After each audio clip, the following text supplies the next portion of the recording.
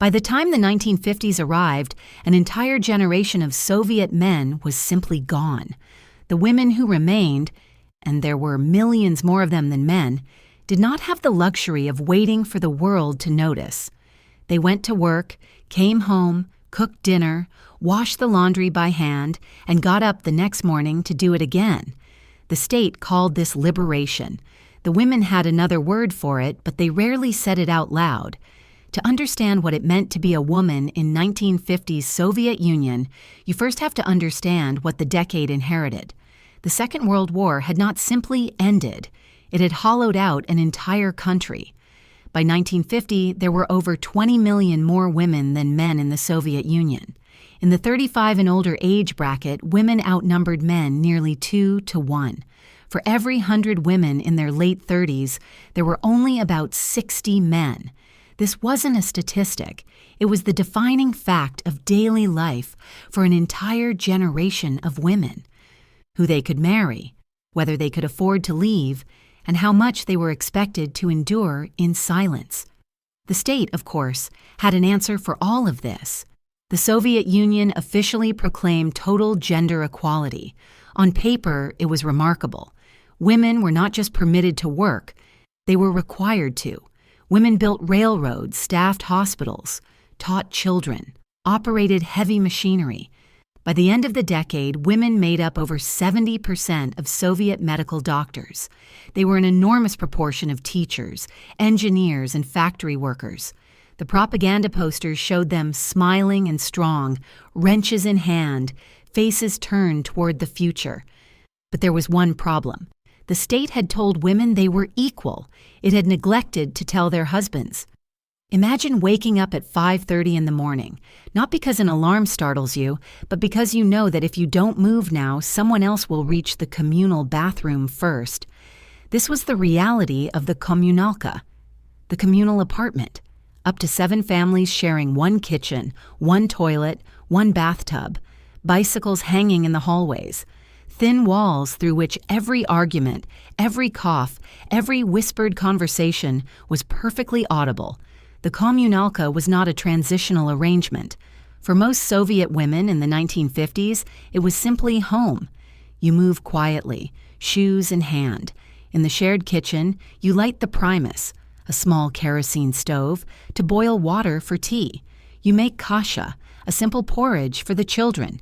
You dress them, bundle them against the cold, and walk them to the state-run nursery by 7 in the morning, often through snow, often on foot, often on a tram so overcrowded that you hold the children against you just to keep them upright. Then you go to work, a 6-day week, 8 hours a day, 6 days a week, 48 hours total. Sunday was the only day off. And even that, as we'll see in a moment, was not quite what it sounds. The workplace itself was a study in contradictions. Soviet women were, in many ways, extraordinarily educated and professionally accomplished. They delivered babies, designed infrastructure, filed legal briefs. The state was genuinely proud of this, but there was a quiet mechanism at work beneath the surface of all that pride.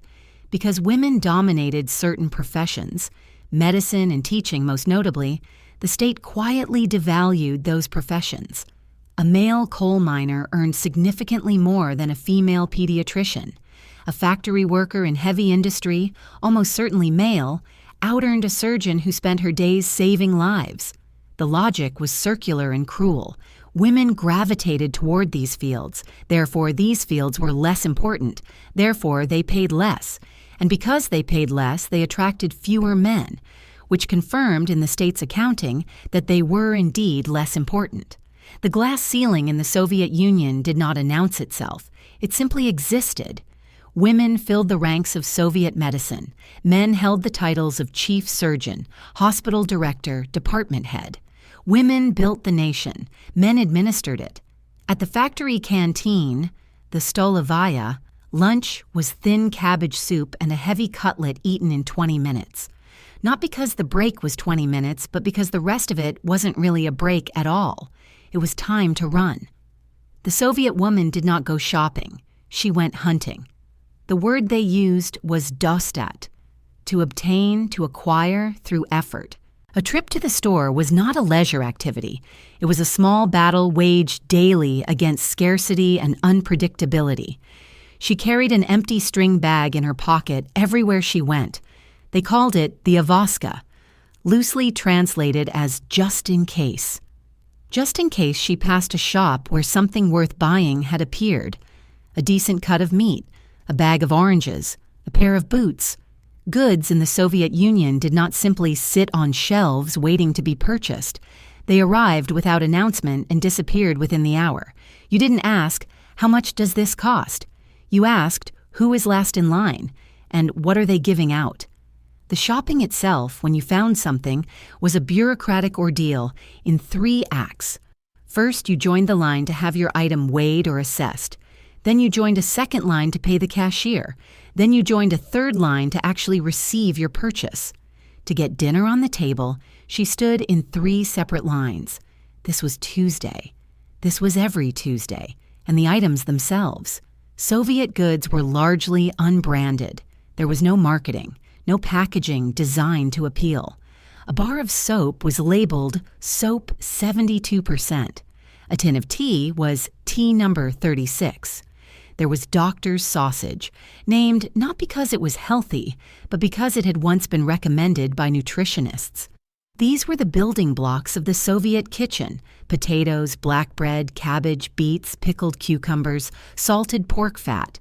Fresh fruit in winter was essentially mythology, save for the tangerines that appeared at New Year, a treat so associated with the holiday that the smell of a tangerine, for many Russians, still carries the feeling of December. But there was something happening beneath the surface of all this, something the state had not planned for and could not quite control. In the communal kitchen, late in the evening, when the children were in bed and the husbands were reading Pravda or drinking with the neighbors, in that kitchen, women talked. The popular image of Soviet life is one of total silence, of fear so pervasive that no one dared say anything aloud. And in the early years of the decade, that fear was real.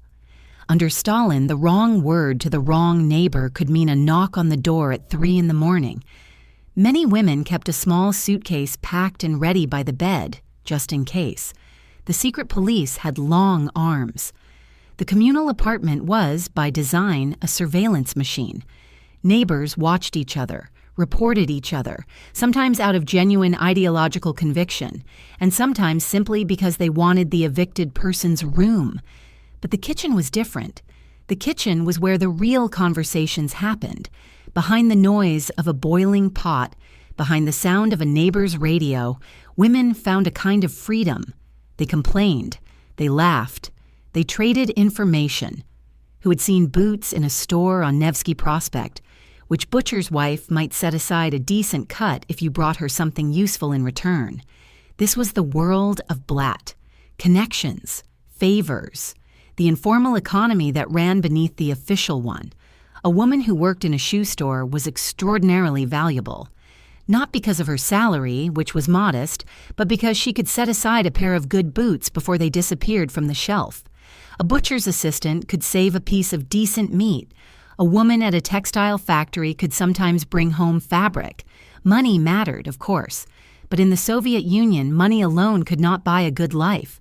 What you needed was to know the right people.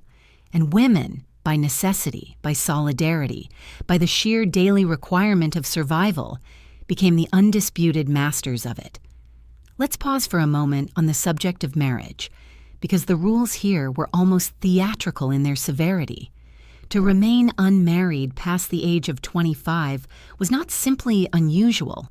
It was viewed as a personal failure and a social irregularity.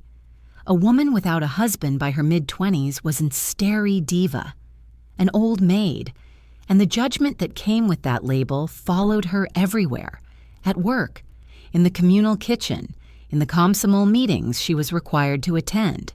And yet, given the shortage of men, given that for every 100 women in their prime marrying years, there were perhaps 60 available men, the very act of finding a husband had become something closer to a competition a quiet, unspoken, relentless competition that shaped how women dressed, how they behaved, what they were willing to tolerate.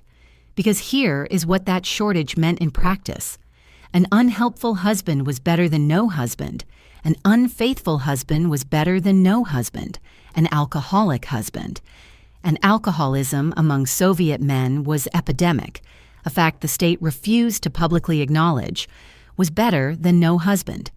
Society turned a blind eye to men who drank away the monthly paycheck, who came home violent, who neglected their children. The unspoken rule, passed quietly between women, was, he may be a drunk, but at least you have one. The alternative, trying to leave, came with its own obstacles. To get a divorce in the early 1950s, a woman was required to publish a notice of her failed marriage in the local newspaper. Not quietly, not privately, in print for her neighbors and colleagues and acquaintances to read. It was designed to publicly shame couples into staying together. And it worked, in the way that humiliation usually works. Not by convincing people that their marriages were worth saving, but by making the cost of leaving feel impossibly high. There is something the history books often leave out about the lives of Soviet women in this period, something darker and harder to look at directly. Between 1936 and 1955, abortion was illegal in the Soviet Union, punishable by prison. This meant that for 2 decades, during the war, through the famine years, through the worst of the Stalinist terror, women who became pregnant without wanting to had nowhere legal to turn. Millions resorted to underground procedures, performed in secret by untrained practitioners, risking infection, rupture, permanent damage, and death.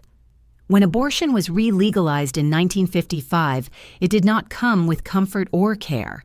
There were no painkillers routinely administered. Women moved through state clinics in something close to an assembly line, because contraception, real, reliable contraception, essentially did not exist in the Soviet Union. Condoms were thick and unreliable. The birth control pill would not arrive in the USSR for decades.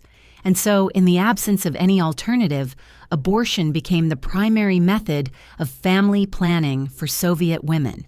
The average Soviet woman had between 4 and 8 abortions in her lifetime. Some had well over 10. The state, meanwhile, was deeply concerned about population. It had been losing people to war and famine for decades. Its response was, characteristically, to legislate. A woman with 10 or more children could receive a military-style medal, the Order of Mother Heroine. Women who chose not to have children or who had not yet had children faced a 6% tax deducted directly from their wages. Not having children was, in the Soviet calculus, a financial infraction. You would also discover, living in this world, that the 1944 Family Edict cast a long shadow. This law, passed during the war, never fully repealed, had made unwed motherhood into a legal trap.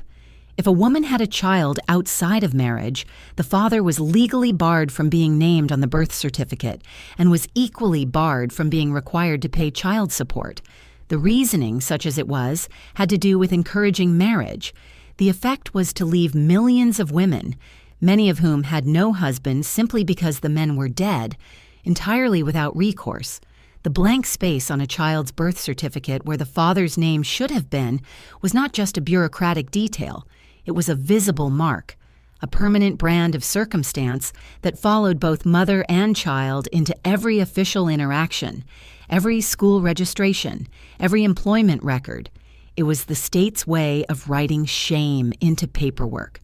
Let's step back for a moment from the hardest parts of this story, because there is something else that needs to be said. Soviet women were not simply victims of a system. They were also, in many ways, remarkable human beings living with extraordinary resourcefulness and ingenuity, and sometimes even joy. Take fashion. The Western image of the Soviet woman, drab, shapeless, indifferent to beauty, was largely a product of Cold War propaganda and genuine misunderstanding. The reality was almost the opposite. Soviet women cared deeply about how they looked. They just had almost nothing to work with. Store-bought clothes were poorly made, badly fitted, and came in a narrow range of uninspiring colors: browns, dark blues, grays, chosen as much for their ability to hide industrial grime as for any aesthetic reason. So women sewed. Almost every Soviet woman knew how to sew. They studied patterns copied from smuggled Eastern Bloc fashion magazines. They repurposed old curtains into skirts, carefully unpicked worn-out sweaters to reuse the wool, mended stockings using a single strand of hair. A torn dress became a cleaning rag, a broken jar became a cup, and when a shipment of Polish or French perfume arrived at the department store, when word spread through the neighborhood that something worth having had appeared on a shelf somewhere, the line would stretch down the street within 10 minutes. Cosmetics were scarce enough that women improvised. They mixed black soot or crushed pencil lead with Vaseline to make eye makeup. They used burnt matches to darken their eyebrows. Red Moscow perfume, when you could find it, was hoarded and used sparingly. A single drop for a special occasion, the bottle kept on the shelf as much for the pleasure of owning it as for the scent. There was also, in the mid-1950s, a young generation of women who had decided they were finished with drabness entirely. They were called the Stilyagi, the style hunters. Young women who wore bright, tight skirts and heavy makeup, who listened to jazz and Western rock and roll, who dyed their hair dramatic colors and wore thick-soled shoes. They were not, in any obvious sense, political dissidents. They were teenagers who wanted color in a gray world. The state did not see it that way. Komsomol brigades, youth enforcement squads, patrolled the streets looking for them.